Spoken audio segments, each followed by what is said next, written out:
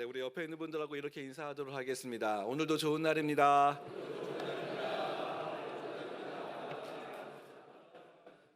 네, 한 번 더 인사하도록 하겠습니다. 오늘 하나님의 은혜와 축복이 넘쳐날 것입니다.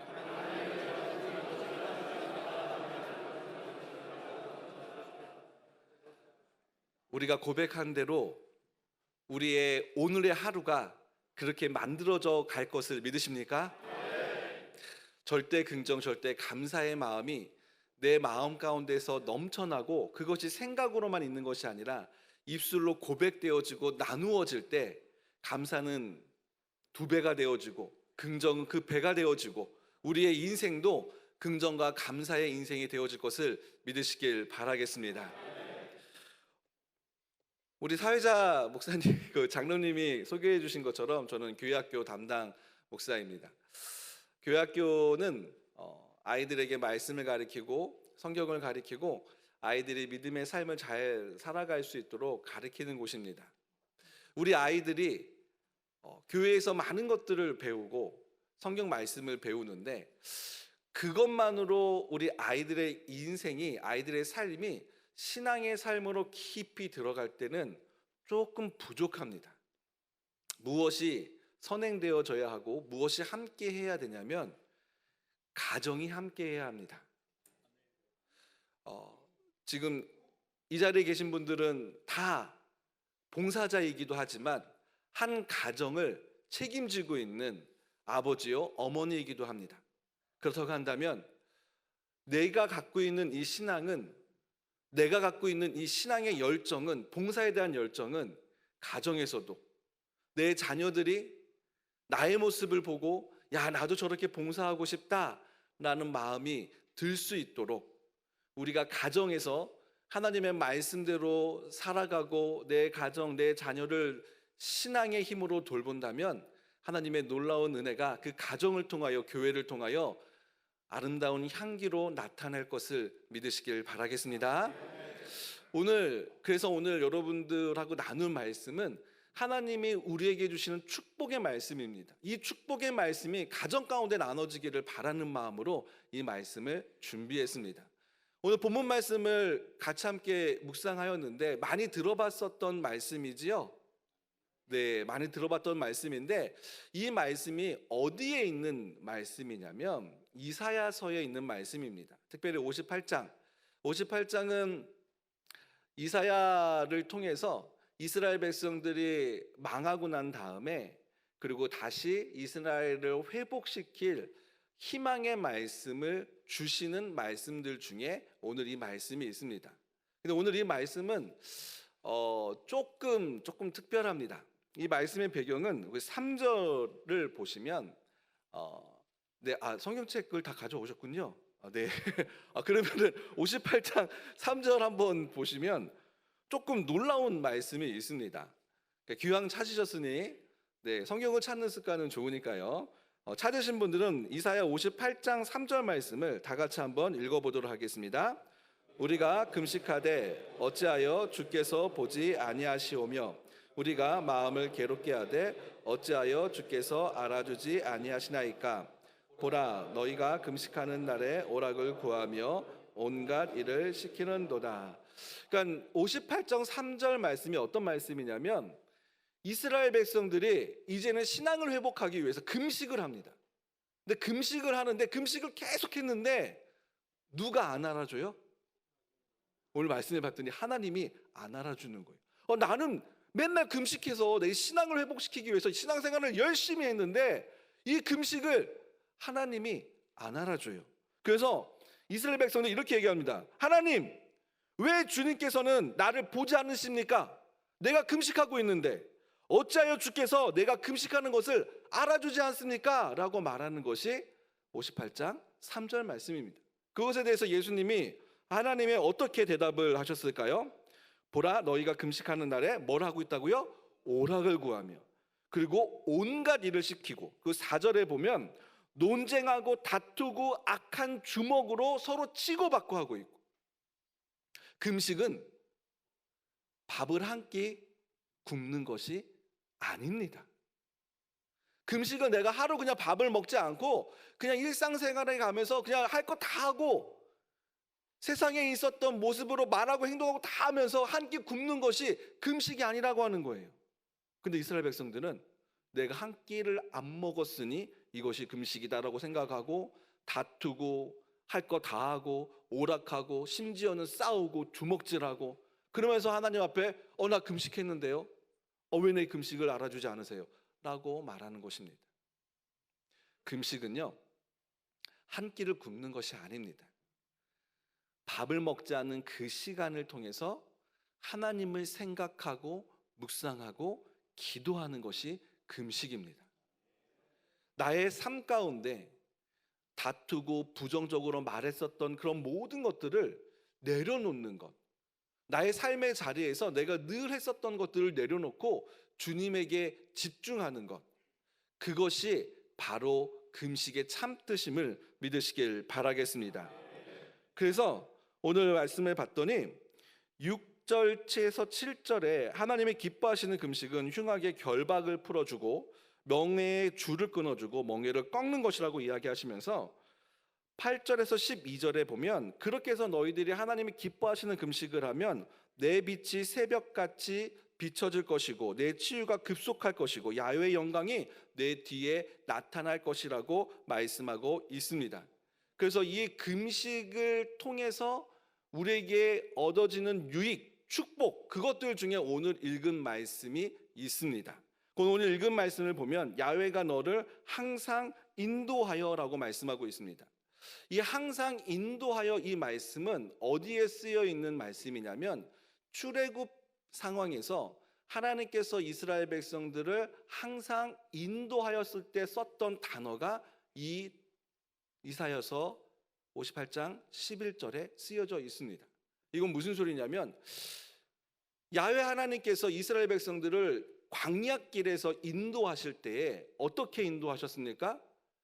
구름 기둥과 불 기둥으로 만나와 메추라기로, 즉 매일같이 이스라엘 백성들이 가는 길을 비춰주셨고 가는 길을 인도하여 주셨고 먹이시고 얼어 죽지 않게 따뜻하게 해주시고 강한 햇빛으로부터 구름 기둥으로 지켜 보호해 주셨고 먹는 것도, 그리고 여러분 한번 생각해 보십시오. 40년 동안 광야길을 걷는 그들에게 의복이, 옷이 닳지 않았습니다. 이 모든 것들이 바로 하나님께서 이스라엘 백성들을 항상 인도하여 주셨다라고 하는 거예요.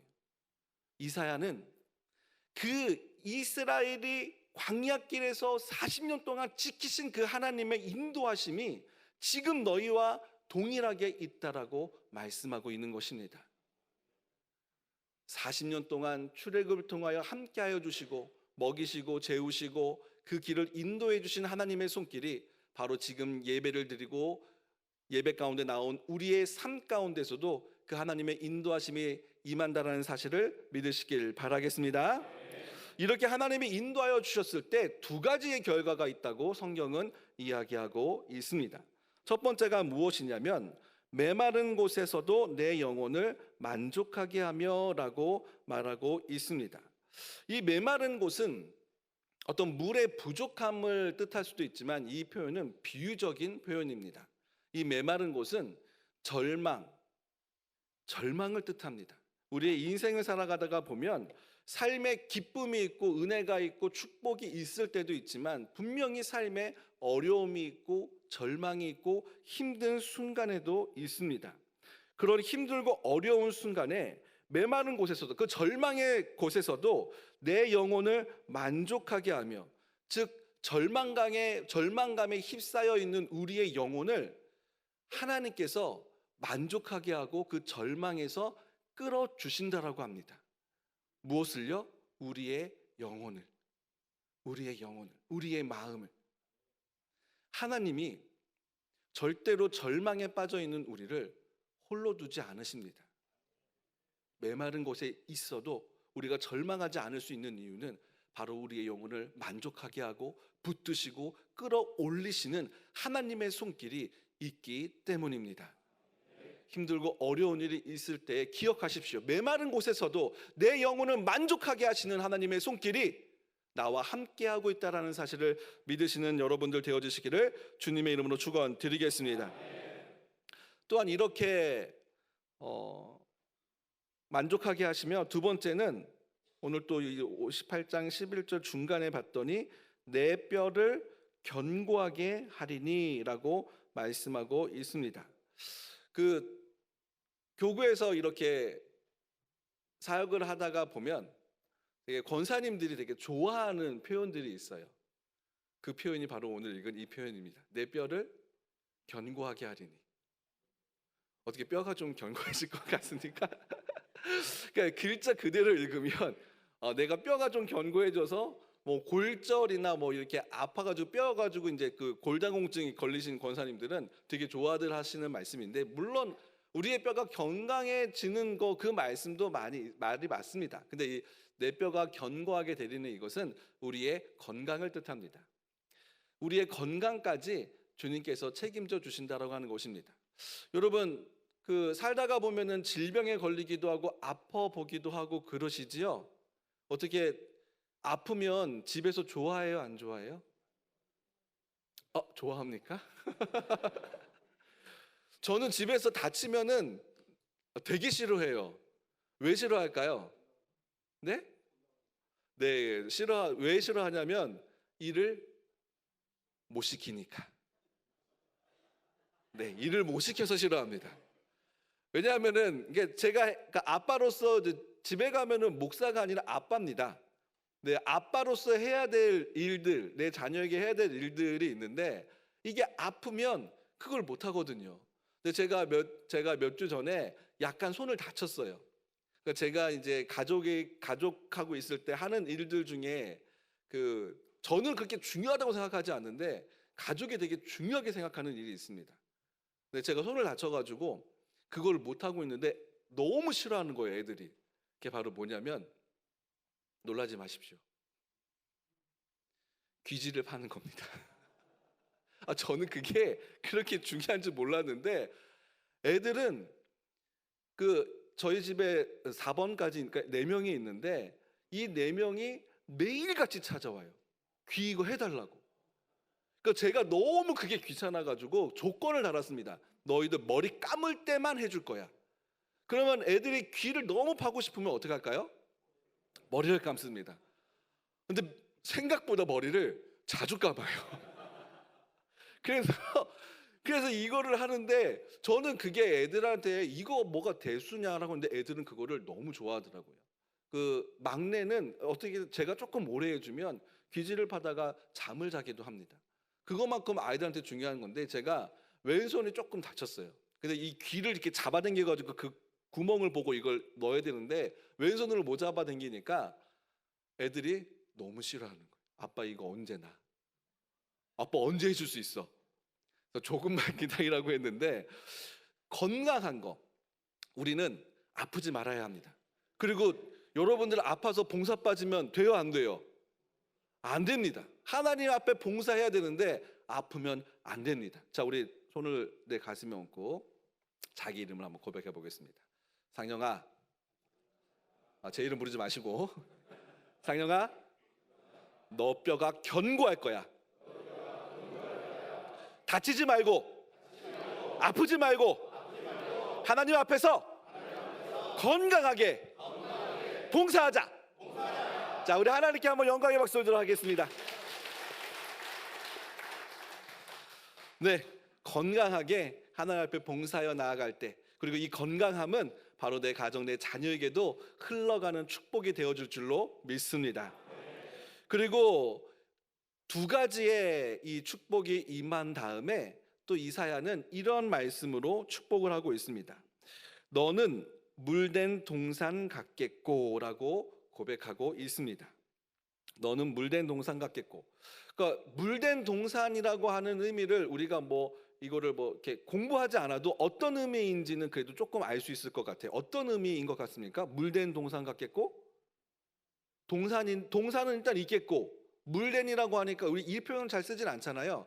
근데 물된 동산이라고 하는 것은 어떤 의미일까요?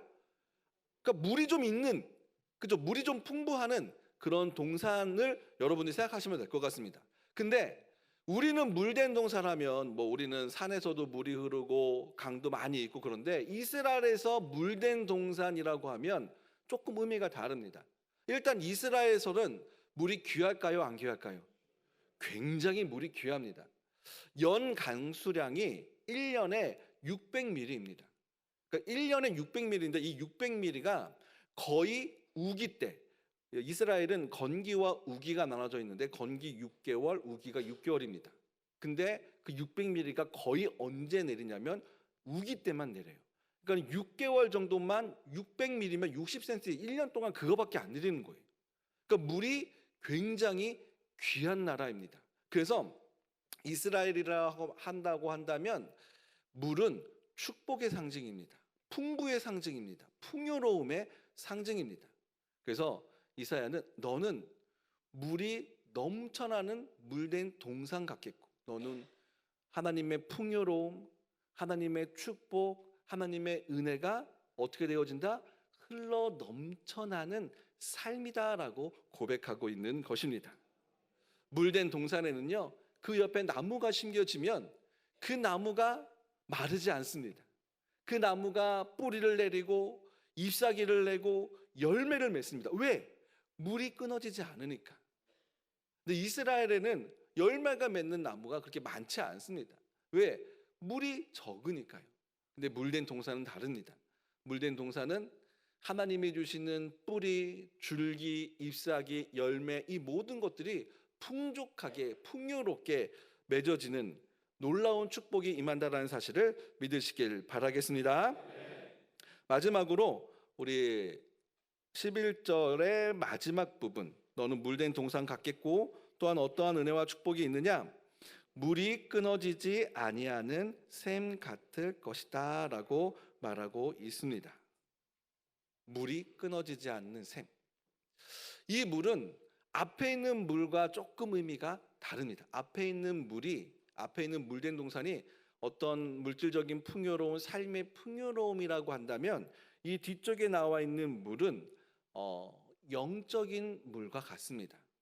그러니까 영적인 갈급함이, 그러니까 물이 끊어지지 않는다라고 하는 것은 영적인 갈급함, 영적인 부족함, 영적인 메마름 그런 것들이 있지 않는다라는 뜻입니다. 왜? 물이 끊어지지 않으니까요. 생각보다 우리가 헌신하고 충성하고 예배를 드리다가 보면 물이 끊어지는 경우가 많습니다. 시험에 드는 경우가 많습니다. 내가 이것을 지금 왜 하고 있지? 갑자기 고민이 되어질 때가 많습니다.